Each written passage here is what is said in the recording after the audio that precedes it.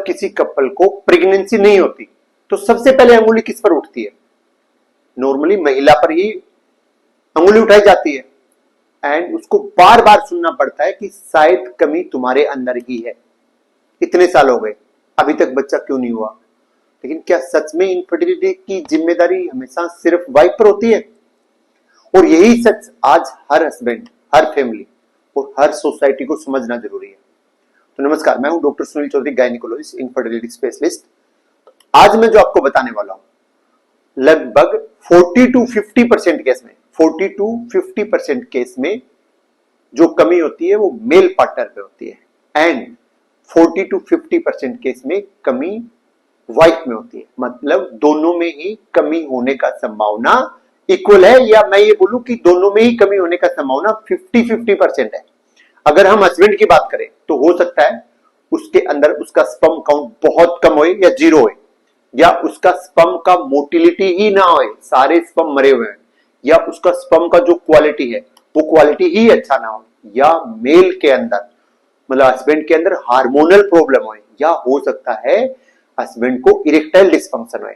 तो अगर इनफर्टिलिटी है, अगर बच्चे नहीं हो रहे, तो हस्बैंड को भी टेस्ट करने बहुत ज्यादा जरूरी है एंड पूरा इमोशनल प्रेशर हमेशा वाइफ पर ना डालें।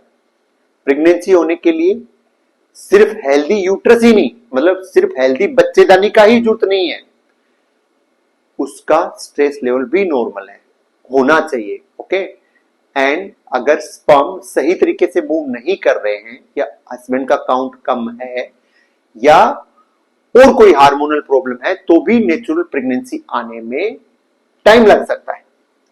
तो जो हर कपल को मिलकर ये बात समझनी चाहिए, इनफर्टिलिटी कोई कैरेक्टर फ्लॉ नहीं है, कोई पनिशमेंट नहीं है, और ना ही सिर्फ किसी एक पार्टनर की गलती है।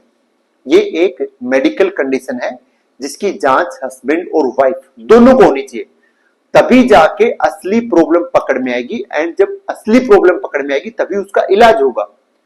जब फैमिली बार बार सिर्फ वाइफ को ब्लेम करती है तो उसकी इमोशनल हेल्थ डाउन होने लग जाती है, वो गिल्ट में जीने लग जाती है और अंदर ही अंदर डिप्रेशन में भी चली जाती है। एंड जब कई बार रिपोर्ट पूरी तरह कुछ और कहानी बता रही होती है तो कहानी चेंज हो जाती है। इसलिए अगर प्रेगनेंसी में डिले हो रहा है तो किसी को ब्लेम ना करिए, हस्बैंड और वाइफ को सपोर्ट दीजिए, टोंट मत मारिए, है ना। दोनों मिलके हस्बैंड एंड वाइफ मिला के अपने दोनों के टेस्ट कराइए, क्योंकि एक हेल्दी रिलेशनशिप वही होता है जहां प्रॉब्लम तुम्हारी नहीं हमारी मानी जाती है।